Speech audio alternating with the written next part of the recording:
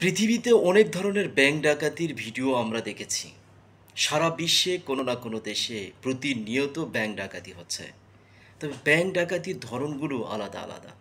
তবে বাংলাদেশে যে ব্যাংক ডাকাতির যে ভিডিওটি আপনি দেখতে পাচ্ছেন, এটি সব কিছুকেই হার মানিয়েছে। অর্থাৎ এটি সম্পূর্ণই আলাদা। অর্থাৎ সিম্পল, ভেরি সিম্পল, অতি সাধারণ। অতি সাধারণভাবে এসেছে, ব্যাংক লুট করে নিয়ে চলে গেছে। প্রহরী ছিল, জনগণ ছিল, মানুষ ছিল, সিসিটিভি ক্যামেরার ফুটেজও রেখেছে। এত সুন্দরভাবে আর এত সাবলীলভাবে ব্যাংক ডাকাতি পৃথিবীর আর কোনো দেশে হয়নি। যারাই ব্যাংক ডাকাতি করেছে তারাই এত স্থবিরতা, এত চিন্তামুক্তভাবে ব্যাংক ডাকাতি করে নাই। ভিডিওর যে কনসেপ্টটা দেখেই মনে হচ্ছে যে এটা ব্যাংক ডাকাতি করেছে নাকি ব্যাংক ডাকাতি করানো হয়েছে, এটা নিয়ে একটু সংশয় থাকতেই পারে। যেহেতু বাংলাদেশের প্রশাসন এটা নিয়ে কাজ করতেছে তাদেরকে ধরার ব্যাপারে, তবে ধরা পড়ুক, তাদের যথাযথ শাস্তি হোক, এটাই কাম্য।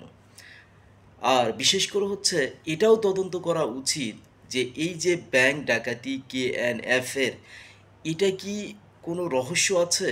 যদি রহস্য থেকেও থাকে, এটা উদ্ঘাটন করা উচিত বলে মনে করি বাংলাদেশের প্রশাসনের।